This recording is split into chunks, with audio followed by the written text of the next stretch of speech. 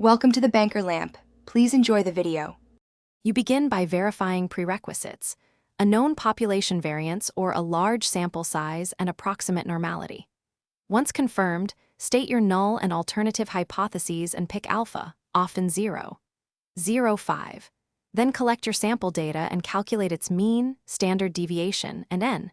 Next, compute the standard error and the z-statistic using sample mean minus population mean divided by standard error. Make sure to decide tail direction now.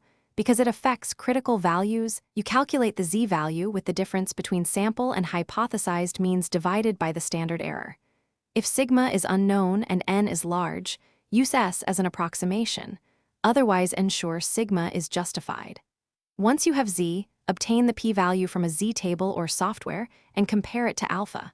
If p less or equal to alpha, reject H0, otherwise do not reject. Then report the numeric result, direction, and an effect size so readers understand practical significance. You finish by writing a concise result statement. Include the z-statistic, p-value alpha, and a confidence interval, then translate the finding into practical terms for your audience. Once done, verify assumptions, independence of observations, normality of sampling distribution, and whether population sigma was appropriate to use.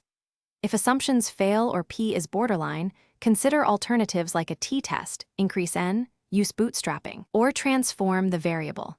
That single troubleshooting tip can rescue your inference when things go wrong. Thanks for watching. If this was helpful, leave a like and consider subscribing. See you next time.